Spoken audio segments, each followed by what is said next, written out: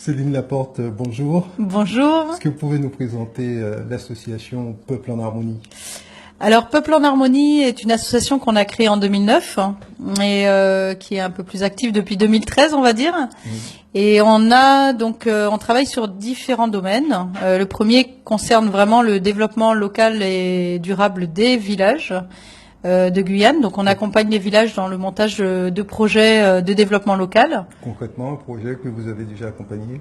Alors concrètement, au village Favard, par exemple, on les a accompagnés dans presque 2 ans pour pouvoir monter une offre touristique communautaire. Donc c'est une offre touristique qu'on a créée ensemble et qui permet en fait aux habitants de ce village d'avoir été formés, professionnalisés au métier du tourisme, et aujourd'hui ils accueillent des touristes, ils leur proposent des circuits tout compris, enfin toute une journée, une nuit, etc. Et ça leur permet de valoriser économiquement et je dirais identitairement leur savoir-faire traditionnel, leur environnement naturel, et de pouvoir avoir du travail. Donc les jeunes aujourd'hui peuvent rester au village et avoir du travail, travailler chez eux, accueillir des gens, s'ouvrir au monde, rencontrer des gens du monde entier.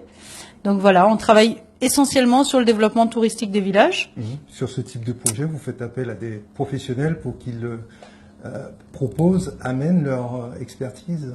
Alors, moi-même, je suis une professionnelle de ce domaine, donc c'est pour parfait. ça que j'accompagne les porteurs de projets dans ce domaine. Très bien. Donc tout ce qui est développement justement du tourisme et développement local des territoires. Donc après, on fait effectivement appel à certains professionnels dans tout ce qui est guidage en milieu amazonien. On fait appel à des partenaires sur la question de l'hygiène et sécurité alimentaire, puisque quand on offre des repas aux touristes, eh bien il faut avoir une habilitation A. Et il faut avoir été formé aussi pour savoir quelles sont les mesures d'hygiène et de sécurité alimentaire quand on prépare des repas. Donc on fait appel effectivement à d'autres professionnels pour les parties qu'on ne gère pas nous-mêmes. Mais oui, on a toute une ingénierie interne qui fait qu'on accompagne les porteurs de projets pour leur permettre de se professionnaliser dans ce domaine et surtout de créer une activité économique au sein même du village. Je crois savoir que l'association intervient sur plusieurs champs, puisque aujourd'hui, les questions de la mobilité, de passer du tourisme à la mobilité, quel est le lien? Alors le lien, c'est les échanges, on va dire, globalement. Que ça soit un touriste qui vienne en Guyane et qu'on accueille dans son village pour faire découvrir son savoir-faire, son village, son pays, ou que nous, en tant que Guyanais, on ait envie aussi de partir voir ailleurs, dans le cadre d'un volontariat, dans le cadre d'un échange de jeunes. Toutes ces démarches, ce sont les échanges interculturels, les échanges entre personnes. Donc l'association, à côté de son activité d'accompagnement au développement local, a développé un dispositif pour accompagner en fait le développement de la mobilité internationale par le volontariat essentiellement, les échanges de jeunes, mais aussi bien, enfin surtout pour faire partir les jeunes Guyanais en Europe ou dans d'autres pays à l'international, dans le cadre de volontariat, ou effectivement aussi en accueillant des volontaires d'autres pays et essentiellement d'Europe en Guyane. Alors on va en parler de ce projet pour lequel nous sommes ici aujourd'hui, mais est-ce qu'il y a eu déjà d'autres jeunes qui sont partis? Oui, on a fait partir le premier jeune qu'on a pu faire partir est parti en Belgique. Et il est parti en 2017. Il est parti de janvier à juillet. Il est parti 6 mois à Bruxelles sur un projet justement de solidarité associative. Et le partenaire a tellement aimé l'implication du jeune qui était parti que le partenariat a été renouvelé. Et justement, aujourd'hui, on a Joël qui va partir lui aussi sur ce projet de solidarité associative avec notre partenaire belge. Donc en fait, l'association Peuple en Harmonie travaille avec des partenaires européens de manière à pouvoir permettre aux Guyanais d'avoir des expériences en tant que volontaires, des expériences qu'ils sont en mesure ensuite de valoriser au niveau d'un CV et autres, sur des missions d'intérêt général dans différents pays d'Europe. Partir dans un pays francophone, est-ce que c'est vraiment intéressant pour les jeunes Guyanais? Ah oui, parce que quand bien même ça reste effectivement Bruxelles et la Belgique est francophone, mais la Belgique n'a pas du tout le même fonctionnement déjà que la France, et qui plus est, nous en Guyane on est bien sûr français, mais il y a une différence de fonctionnement, de culture. Il y a énormément de différences, ne serait-ce que déjà entre la Guyane et la France, et entre la Guyane et la Belgique énormément. Et le jeune qui est parti justement faire ce volontariat de 6 mois n'a effectivement pas obligatoirement acquis une nouvelle langue, comme s'il était parti par exemple en Espagne ou en Grande-Bretagne, mais il est revenu avec... ça l'a complètement transformé. Il est parti avec une idée, je dirais, professionnelle, et il est revenu avec une autre. Donc non, au contraire, ce sont des expériences très enrichissantes, quand bien même il n'y a pas, je dirais, cette acquisition de langue, d'une nouvelle langue. C'est une expérience qui est très enrichissante, parce que déjà nous en Guyane, on est en Amérique du Sud. Là, ils vont en Europe, dans l'Europe continentale, et avec toutes les différences qui existent entre chez nous et l'Europe. Hein.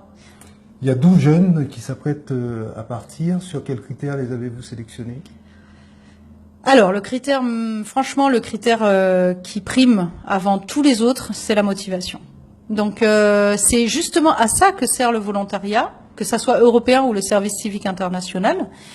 C'est des jeunes qui ne sont pas obligatoirement avec un niveau linguistique particulier, qui n'ont pas obligatoirement un niveau de compétence en termes de formation professionnelle ou de diplôme, mais qui sont des jeunes qui ont beaucoup de choses à apporter, ne serait-ce que par leur motivation et leur envie d'aller aider, d'aller s'investir dans un projet d'intérêt général, d'aller découvrir, et c'est ça qui prime. Donc les sélections, si vous voulez, il y a d'un côté des jeunes qui viennent nous voir, qui nous disent on veut partir dans tel ou tel pays, faire un volontariat.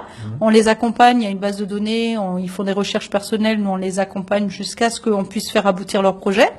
Et nous, en tant qu'association, comme on travaille dans ce domaine-là depuis déjà quelques années, on a développé des partenariats, on en développe encore d'ailleurs, de manière à pouvoir, je dirais, réserver des places pour des missions de volontariat dans différents pays avec les partenaires avec lesquels on aura allié un partenariat.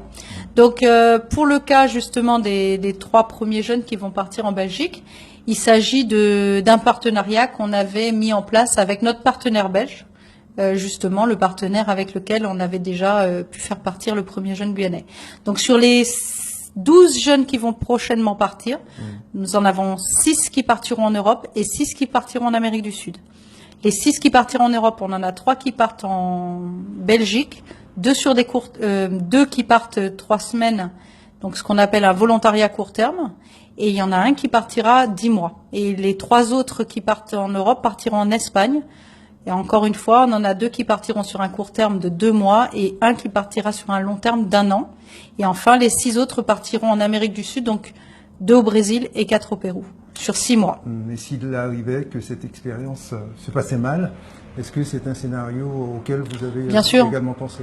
Ah ben, c'est auquel on pense et auquel on se prépare surtout, parce que donc dans tous les cas, qu'on soit sur du volontariat européen ou du service civique international, je dirais qu'il y a la mise en place d'un accompagnement et d'une structuration telle qu'on encadre le jeune. Il est encadré avant son départ, pendant la durée de son volontariat et à son retour. Il a ce qu'on appelle un tuteur dans la structure d'envoi et il a également un tuteur dans la structure d'accueil. Après, sur la question du volontariat européen, il y a un certain nombre d'assurances aussi pour assurer le jeune. Et puis dans le cas où la mission ne se passe pas bien, le jeune ne se plaît pas, ou la structure d'accueil n'est pas satisfaite, on va dire, de l'investissement du jeune, bien sûr, ce sont des choses auxquelles on pense. Si vous voulez, entre la structure d'accueil et la structure d'envoi, il y a le signe, on signe en fait une convention. Donc c'est des points qui sont abordés dans les conventions, où justement il y a des discussions toujours entre le jeune, les structures, et puis entre les structures elles-mêmes pendant toute la durée du volontariat. Donc après, nous, ça n'est encore jamais arrivé. Okay. Et j'espère que ça n'arrivera pas. Maintenant, effectivement, on y pense et enfin, c'est quelque chose qu'on prépare. C'est jamais arrivé parce qu'il y a encore très peu de jeunes qui sont Exactement. Partis. Après, c'est pas très très fréquent normalement. Très bien. On va écouter Ismaël qui s'apprête à partir. Vous partez où? Je pars en Belgique. Je pars pour une organisation du festival qui aura lieu le 7, 8, 9 septembre. Et donc, du coup, je pars en tant que volontaire. Et voilà, ça m'intéresse d'y aller. Et je pense que, dans tous les cas, moi, je vais aller, c'est pour aller plus découvrir le pays, puisque c'est la première fois que je vais là-bas, en fait. C'est la première fois que... Vous partez également dans un pays étranger? Voilà. Vous avez certaines appréhensions, angoisses, peur? Bon, non, pas totalement, à part que c'est la première fois que je vais prendre un avion, mais sinon, j'ai pas trop peur. Le mal d'avion? Non, Non. non, pas du tout.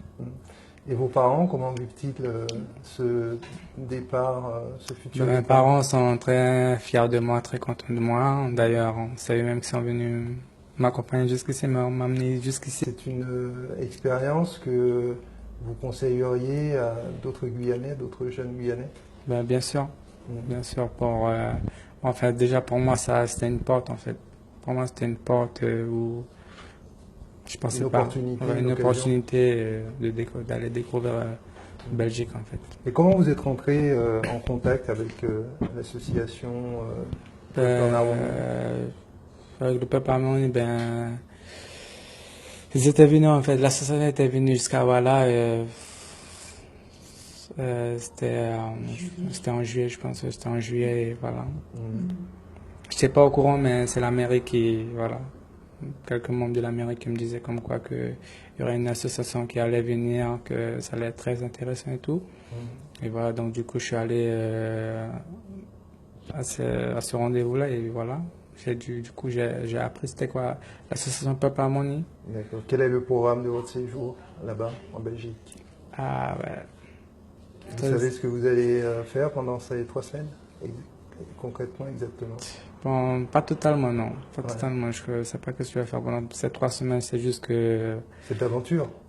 Comment? C'est de l'aventure. Non. Mais franchement, moi, c'est juste que je vais pour un festival. Je vais aller aider. Ok. Je vais aller aider, je vais aller montrer mon expérience et franchement aller chercher encore plus d'expérience et veux surtout montrer de mes savoir-faire. D'accord. Et comme je vous ai dit, aller découvrir le pays aussi. La musique, la scène, les Voilà. artistes, c'est un univers qui vous intéresse. Surtout que je connais pas folk et le festival folk. Ouais. Voilà. C'est du rock? Folk. D'accord. Folk, ouais, folk. Ouais. D'accord. Très bien, merci Ismaël. Amandine, juste à côté de vous. Alors, pas même question. Alors, vous vous apprêtez à vous rendre où? À partir où? Où ça? En Belgique également? Oui, en Belgique également, on part pour le même festival, pour D'accord. aider à l'organisation du festival. Ok. Et vous venez également d'Awala? Oui, je viens également de voilà. Ouais, d'accord. Et la prise de contact avec l'association, ça s'était passé Bah, comment? c'est pendant la même réunion, ils sont venus faire une intervention à voilà. Mhm. Je suis allée au rendez-vous et me voilà. D'accord. Pour C'est la première l'information. fois que vous allez partir, vous allez quitter la Guyane. Moi, Vous allez prendre l'avion aussi? J'ai déjà pris l'avion plusieurs fois, mais D'accord. c'est la première fois que je vais aller en Belgique. Ouais. Donc il y a un peu d'appréhension, c'est vrai, un peu de stress, mais on va partir pour l'aventure. Et vous partez quand? On part demain. Demain. On part tous les deux demain. D'accord. Donc c'est très très rapide. Mm. Et écoutez, on vous souhaite un bon séjour en Belgique. Merci. On va passer le micro également à Joël, qui est à ma gauche. On est, alors, Joël, même question. Est-ce que, comment vous sentez-vous avant ce voyage? Vous partez quand, vous? Demain également? Non, moi je pars dimanche prochain, je pars le 9 septembre. D'accord. En Belgique également? Oui, je pars en Belgique, mais moi c'est sur un volontariat de long terme, donc ce sera sur 10 mois. 10 mois, c'est pas trop long, loin de la Guyane, loin de vos proches, vos amis, vos parents? Loin, oui, mais bon, avec l'avancée de la technologie, on pourra quand même garder le contact. Ouais. Et Sinon, à un moment ou un autre, faut songer à quitter le domicile familial pour se former et pour enrichir la jeunesse guyanaise. ouais. Vous avez quel niveau scolaire? J'ai fait un BTS. D'accord. Oui, un Vous BTS dans le domaine du sanitaire et du social. Mhm. Et Ouais. Est-ce que vous avez déjà une idée précise de la manière dont ça va se passer, votre volontariat au sein de cette association, les tâches que vous aurez à effectuer? Ben, en fait, comme je serai dans une association qui est de plusieurs autres associations, mes tâches seront variées. Donc, on ne va pas être sur une seule forme d'activité. Ça pourrait être des activités physiques tout comme des activités intellectuelles. Donc, ça diffère, ça pourra différer. D'accord. Vous êtes de quelle commune, vous? Je suis de Saint-Laurent-du-Maroni. Saint-Laurent? Oui. Et c'est la première fois également que vous quittez la Guyane? Oui. Non, à part pour aller au Suriname, juste en face, oui, ce sera la première fois, oui. D'accord. Et les parents, ils vont pas trop vous manquer, les amis, Saint-Laurent? Oui, évidemment. Quand on est habitué à quand on a certaines habitudes, ce sera difficile de s'en séparer, mais après, on s'adapte et on se dit, moi je me dis en tout cas que je suis en train de mettre en place un projet de vie qui va me permettre de revenir en Guyane avec plus de force, plus d'intelligence, plus de savoir-faire. Très bien. Merci Joël. Écoutez, on voit que les jeunes sont très motivés. Madame Laporte Oui. est prêt dans les starting blocks, prêt à partir. Est-ce qu'ils vont pouvoir garder encore longtemps cet enthousiasme? Garder, bah oui. Ouais. J'espère, ouais. J'espère qu'ils vont garder cet enthousiasme. Je sais que pour les longs termes, il y a effectivement un petit temps d'adaptation. Donc souvent on arrive à fond. Après, ça dure un petit moment et puis on peut avoir un petit peu une baisse de régime à un moment puisque malgré tout, au bout d'un certain temps, la famille manque, les amis manquent, le climat il commence à refroidir, donc bon, on se dit mais qu'est-ce que je fous là? Je commence à déchanter. Vous les préparez également dans ce sens-là? On a tout ça encore à voir cet après-midi, mais effectivement, on aborde tous ces sujets-là. On aborde les sujets de l'interculturalité, du choc culturel, parfois du décalage même. On en parle en tout cas sur la question climat, sur la question même des habitudes, la distance, etc. Maintenant, je vous dirais que il y a toujours ce petit temps qui va faire que bon, ils vont rechuter un petit peu, puis après ils vont se réhabituer et ils vont s'habituer même à leur nouvelle vie, en tout cas pour les longs termes. Et le plus difficile, en général, c'est pas pendant le volontariat, c'est à la fin, c'est le retour. Et ça, pour les longs termes, on le sait tous. Il y a un quelqu'un qui entre rester. quelqu'un qui part pendant plusieurs mois, en règle générale, ça arrive qu'il n'y ait pas de problème, mais en général, les jeunes ont des difficultés à leur retour parce que quand ils reviennent dans leur pays, il y a un décalage par rapport aux autres jeunes parce que les autres sont restés. Bon, les choses n'ont pas obligatoirement beaucoup changé de leur côté, tandis que pour quelqu'un qui est parti quelques mois à l'étranger ou en Europe, dans un autre pays, qui a eu 1001 découvertes tous les jours, il y a un vrai changement au fond de la personne qui fait que c'est pas obligatoirement facile. Donc, moi, j'ai pas trop d'inquiétude sur le moment du volontariat. Je sais qu'il y a des moments, effectivement, la distance est pas toujours évidente. On est là pour ça, nous, en tant que tuteurs à l'envoi. Il y a les tuteurs dans la structure d'accueil également. Puis, comme dit Joël, il y a tous les moyens aujourd'hui, WhatsApp, apparemment Snapchat que je connais pas. Enfin, il y a un tas de techniques pour garder le contact avec ses proches. Donc ça aide, mais c'est vrai que il y a tout cet encadrement qui est proposé dans le cadre d'un volontariat qui est extrêmement important parce que justement partir c'est une vraie aventure et ça chamboule beaucoup de choses, ça nous chamboule même nous-mêmes dans notre propre identité, dans notre propre vision des choses, mais aussi les visions de nous-mêmes. C'est-à-dire, tiens, finalement, je me découvre moi-même et je découvre que il y a des choses, je me sens mieux finalement dans telle ou telle chose et voilà. Très bien. Quels sont les objectifs, les projets surtout de l'association?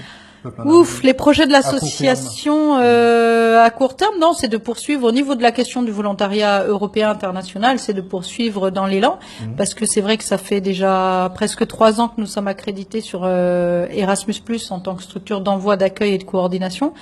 Mais le manque de moyens financiers a fait que jusqu'à présent, on n'a pas pu pleinement développer les actions et qu'il n'y a que depuis justement cette année 2018 où on a eu un petit peu d'aide de la part des financeurs. Donc, on a de l'aide de la DGACS, essentiellement la CTG. On a une petite aide aussi de la mairie de Saint-Laurent et de la mairie de Sinnamary. Eh bien, c'est grâce à eux qu'on peut aujourd'hui commencer vraiment à développer ce dispositif. Il y a, comment on dirait, du pain sur la planche, énormément à faire. Beaucoup de jeunes qui aimeraient avoir ces opportunités que eux vont avoir. On ne demande qu'à pouvoir. On ne voudrait que, voilà, mais avec les moyens dont on dispose actuellement, on fait ce qu'on peut, mais déjà c'est beaucoup. On a, comme on dit, nous, au sein de notre structure, on a différents dispositifs. Le dispositif VESI qui concerne justement la mobilité internationale des jeunes s'envole cette année 2018 puisque pour nous c'est vraiment une grande première. On va pouvoir envoyer 12 jeunes, c'est énorme. Ça demande beaucoup de travail, mais c'est un vrai gage de réussite par rapport à nos financeurs et par rapport à nous-mêmes et à tout le travail qu'on a dû initier déjà depuis 2015. Après, sur les autres dispositifs, on a énormément de projets parce qu'il y a énormément de besoins aussi en matière d'accompagnement, développement local des villages et comme on travaille aussi sur les échanges interculturels entre Guyanais et au sein même de la Guyane, on a aussi énormément à faire. Mais là, pour le moment, c'est vrai que jusqu'à présent, on a encore des difficultés pour trouver les financements et pour arriver à mener nos actions. Madame Laporte, merci. Un petit peu déjà, c'est un choix des objectifs que vous avez fait. Et puis après, comment vous les avez classés? C'est assez étonnant ta pyramide, toi. J'avais encore jamais vu ça. Les objectifs, c'est visiter un autre pays, avoir plus d'autonomie, mettre à l'épreuve ma capacité d'adaptation, prendre de l'assurance, mettre en avant mes qualités, apprendre des autres cultures, partager ma culture, rencontrer de nouvelles personnes, prendre de l'expérience, trouver des idées à pouvoir reproduire chez moi. D'accord. J'ai visité un autre pays en premier, tout en bas, parce que c'est le premier objectif, pouvoir partir, pour voir autre chose. Avoir plus d'autonomie, c'est